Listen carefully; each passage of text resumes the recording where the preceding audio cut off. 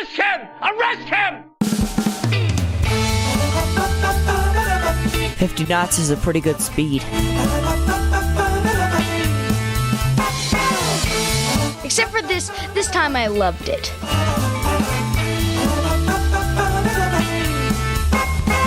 You just had to have oxygen tanks and the like. I have a walrus on my computer?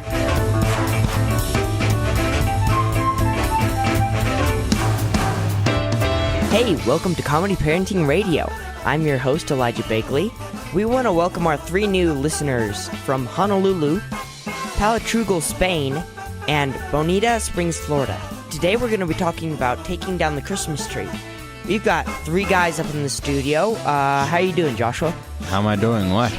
Well, how's your life going? Oh, I thought you were going to ask how am I knitting this sock here. Oh, never mind. My life's doing fine.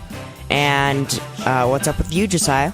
We have a robot that is malfunctioning and breaking, and springs are flying everywhere. Sounds like the person who engineered that needs to go back to school. And Dad, you've got a pretty good cold, don't you? There's no such thing as a good cold. I've got a bad cold. That is why Elijah is running the show today. We're going to be talking about Christmas trees. We'll be right back.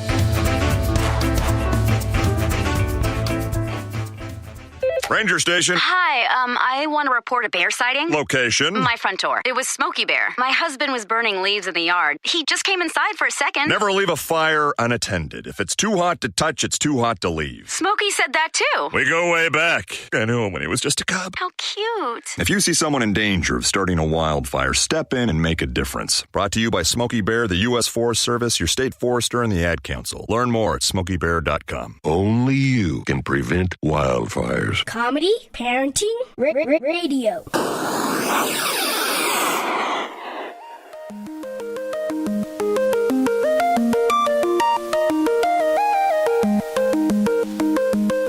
Welcome back to Comedy Parenting Radio.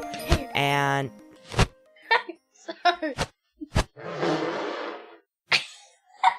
Oh my God. You I'll just sit over here in the corner. Welcome back to Comedy Parenting Radio.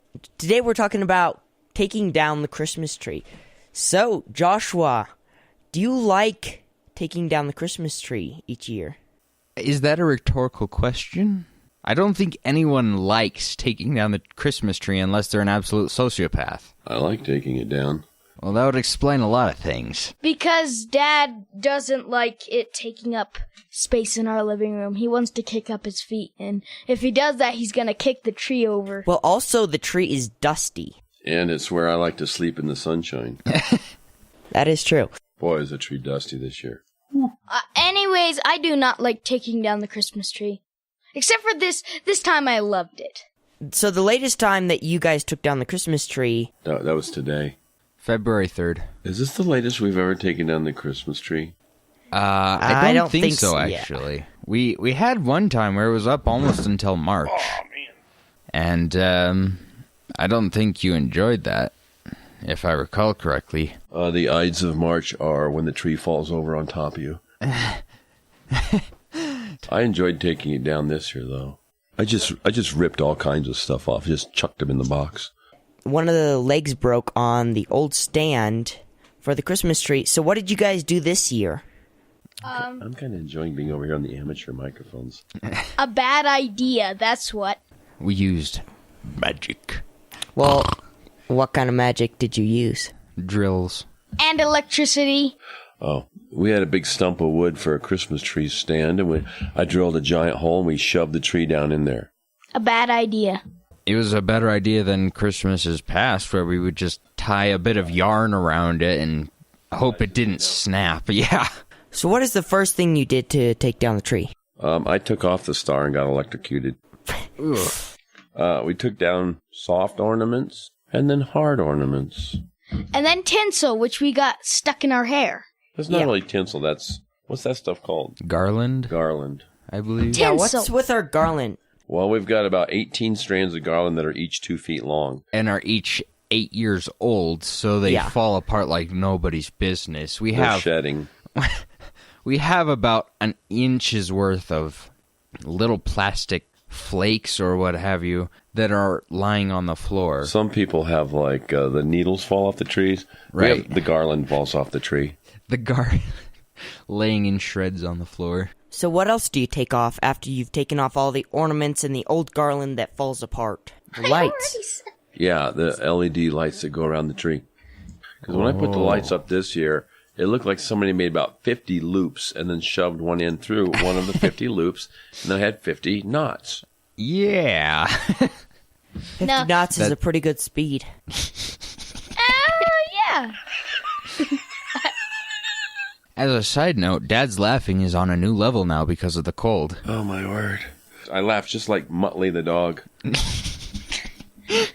Just Google Muttley. So, what do you do when you take the branches off of our fake tree? Normally or this year?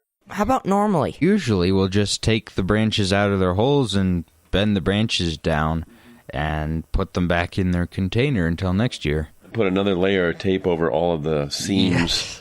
We got about 20 layers of packing tape to hold the seams together on the giant box. That box is extremely dilapidated. Yeah. We have pretty much every single type of tape known to mankind stuck on the outside of that box.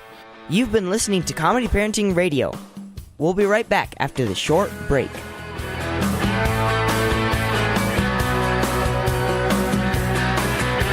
Sun coming up over New York City.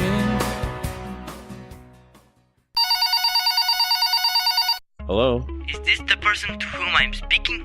Yeah. My name is Bob, and I'm from Bob's Tech Support. Hi, Bob. I would like to tell you that your computer is infected with a malicious virus. A virus? Yeah, a very bad virus. Like the kind with the big tusks? No, ma'am. I'm not the ma'am. Yes, you are. Is this a conference call of tech supports? Yes, it is. Who are you? I am Rajit. I have a walrus on my computer? You have a very bad virus. Wait, it's a wireless computer? No, a virus. What? A virus. Mom, please calm down. What should I do? I would like for you to go to this very shady website, which I will have you type in. Okay, what is it? www. Hang on, not so fast, not so fast. Dot what? www.totallyMicrosoft.com. T, is that a capital T? It does not matter, ma'am. TOTAL. Is it 2 L's? It is 3, ma'am. LLY MIKROSOFT. Okay, dot what? .com. COM. Okay. Wait, what is this? That is our hidden fee. That is our hidden fee. You must pay us $3 to access the rest of the virus. Yeah, do not worry. It will be $1 for an entire year. You heard us right. It is $50 for a 1-year subscription. Can I just set up auto pay? Can I have your credit card? Yes, here's my credit card number. Wah, wah, wah, wah, wah, wah, wah, wah. Please repeat that, ma'am. Wah, wah, wah, wah, wah, wah, wah, wah. Okay, ma'am. And what is the security code on back? Wah, wah, wah. Okay, and please give me expiration date. Wah, wah, wah, wah, wah, wah. Hey, Yuri, I am going to liquor store. You want vodka? No, Boris. I just want some Fiji. Wait a minute. What happened to the Indian accent? You guys... Oh, no, Yuri. He has found us out. We must leave. Quick. Disconnect the call. Give me my credit card back. Sorry. Watch out for scammers, everyone. We are everywhere. This public service announcement has been brought to you by Channel 5, The Big Corn Cob, and Wayne's Feed Store. You are listening to Comedy Parenting Radio with your host, Jared Begley.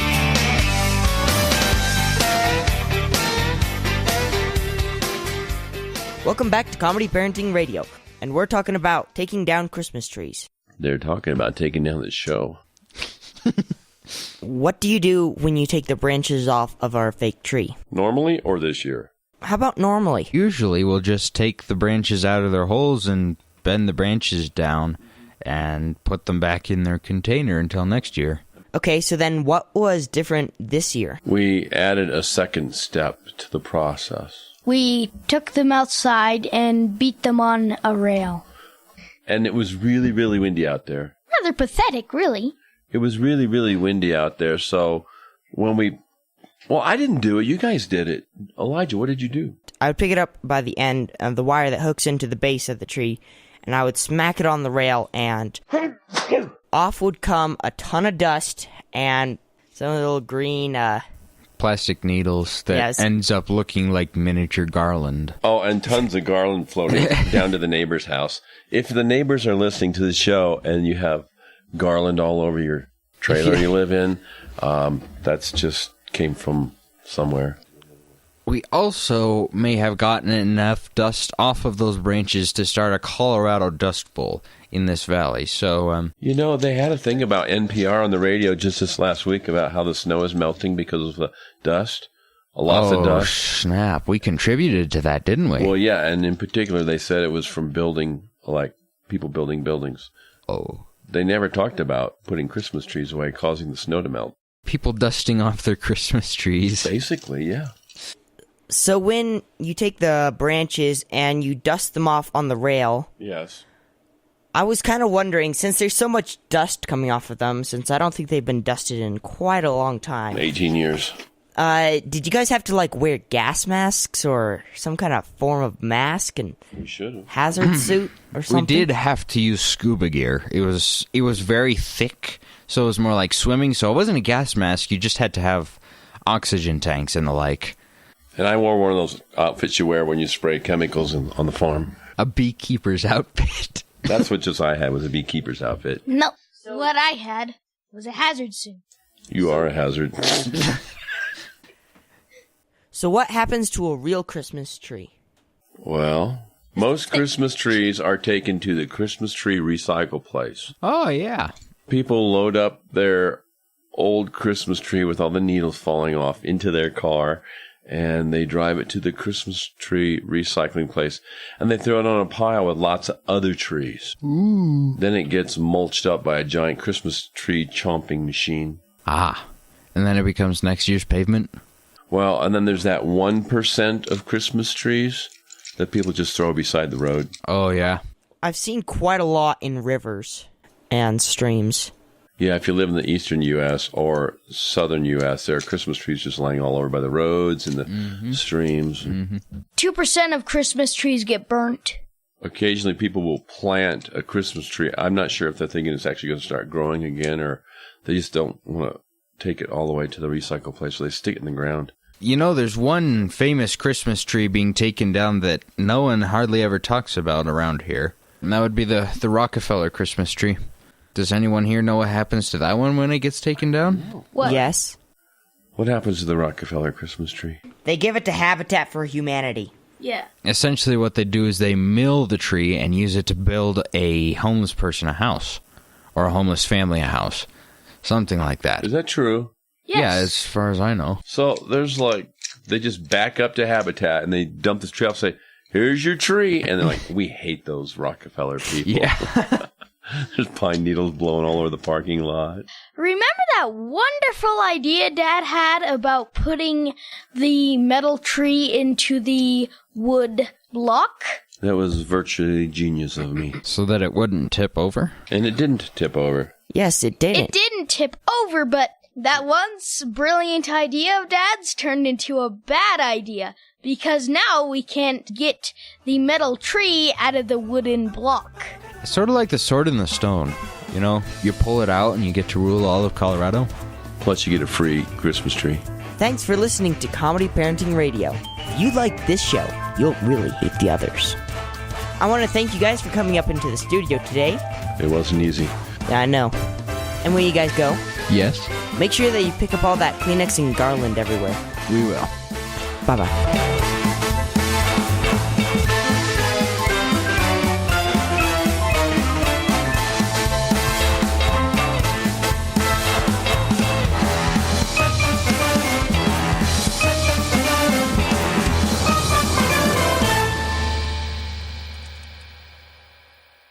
situation has not improved.